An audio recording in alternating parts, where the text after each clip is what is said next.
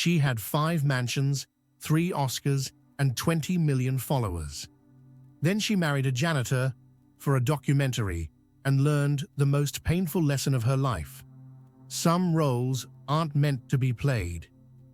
Victoria Reeves was Hollywood royalty, a stunning 32-year-old A-list actress with golden blonde hair, piercing blue eyes, and a smile that had launched a dozen blockbusters. Behind the camera flashes and designer gowns, however, Victoria was calculating and relentlessly ambitious. She'd climbed from commercials to supporting roles to leading lady by understanding one fundamental truth. In Hollywood, attention equals power. Her latest Oscar win had come with whispers that she was just playing herself. Beautiful, privileged, shallow. The criticism stung her ego.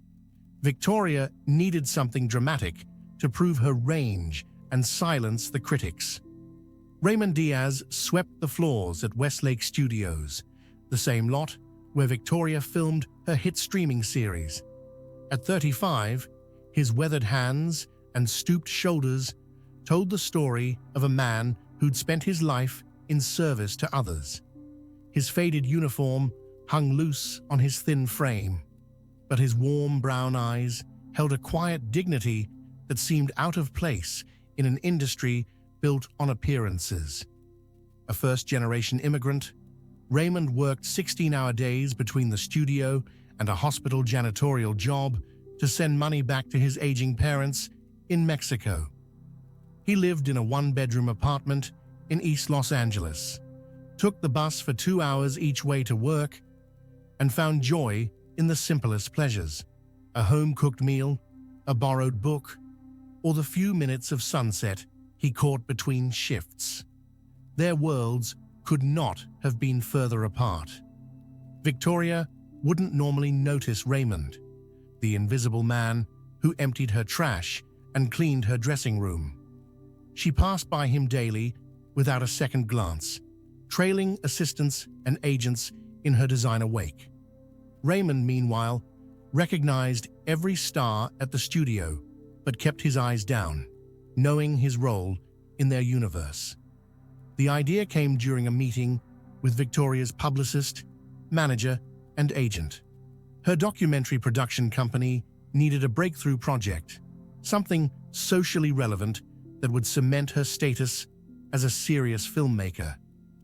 "Your followers are down 8% this quarter," her publicist said, sliding analytics across the table. "The entitled celebrity narrative is sticking. We need something radical." Victoria's manager leaned forward. "What about a social experiment? Something that shows you're in touch with real issues. Class inequality, maybe. It's trending." Her eyes drifted to the window, where she spotted Raymond emptying trash bins in the courtyard below. A slow, calculated smile spread across her perfect features. "What if I married someone from a completely different social class? Documented the whole thing. The culture shock, the challenges, the growth. We follow it for 6 months, release it as a documentary series, and then quietly annul it." The room fell silent. Her agent recovered first. "That's ethically complicated." Victoria's eyes never left Raymond's figure below. "It's art, and will compensate him well. Find out who he is."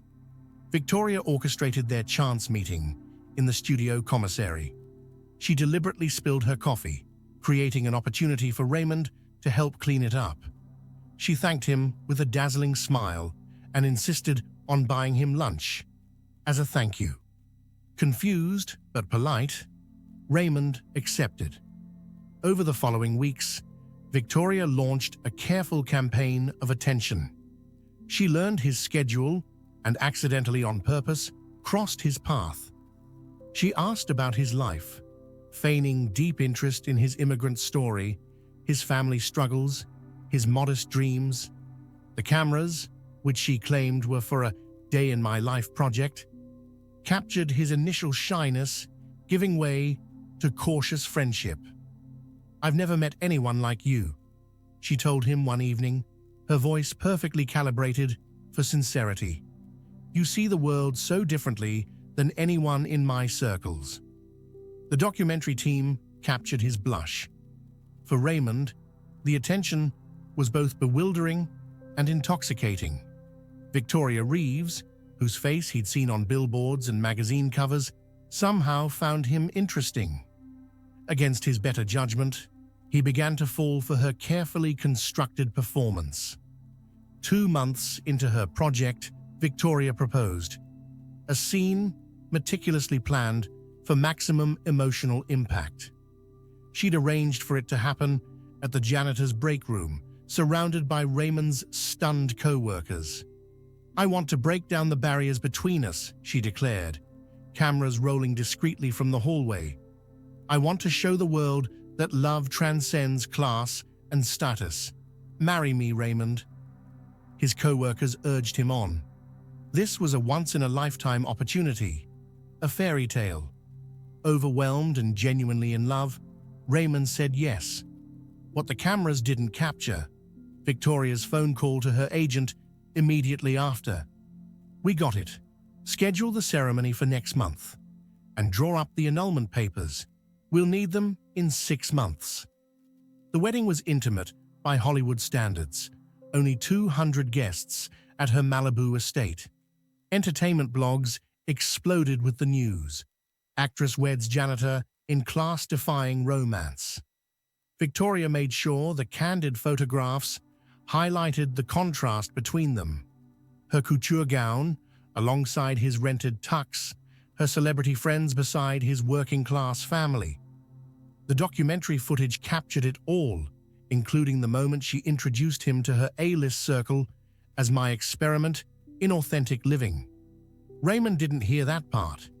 He was too busy trying to remember which fork to use for the salad course. 3 weeks into their marriage, Victoria already struggled to maintain her performance. The camera crew documented her visible discomfort with Raymond's habits. The way he slurped his soup, his broken English when nervous, his preference for Spanish-language television. When she insisted they live in her Bel Air mansion, rather than divide time between their homes for filming convenience, Raymond found himself increasingly isolated, a fish out of water in her world. "Could you not wear the uniform home?" she snapped one evening when he came directly from his hospital shift. "The neighbors can see." The real crisis came during a dinner party with the director of Victoria's next film project. As Raymond earnestly shared stories about growing up in rural Mexico, Victoria's smile became increasingly strained. When he accidentally knocked over an $8,000 bottle of wine, while gesturing, something broke in her facade. "That's enough, Raymond," she hissed, no longer caring that the documentary cameras were rolling. "Maybe check if they need help in the kitchen." The hurt in his eyes was immediate and deep. For the first time, he saw through her performance to the truth beneath. Later that night, while Victoria slept, Raymond discovered the production notes she'd left open on her laptop. The document laid bare the entire plan. Month 4, highlight growing tensions and Victoria's sacrifice.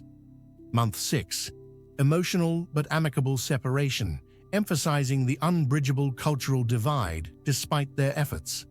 And most damning, expected outcome, critical acclaim for Victoria's courage in attempting to bridge societal divides, potential festival circuit, awards consideration. Raymond sat in the dark, the blue light of the screen illuminating tears he refused to let fall. Victoria awoke to the sound of cameras and voices in her living room. Wrapping herself in a silk robe, she found Raymond sitting calmly with her documentary director and crew. On the coffee table between them, her production notes. "What's happening?" she demanded.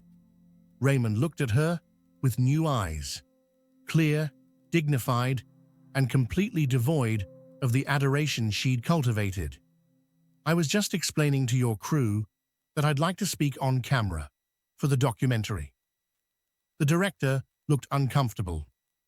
Raymond has some perspective he'd like to add to the narrative. Victoria's heart raced. This wasn't in her careful plan.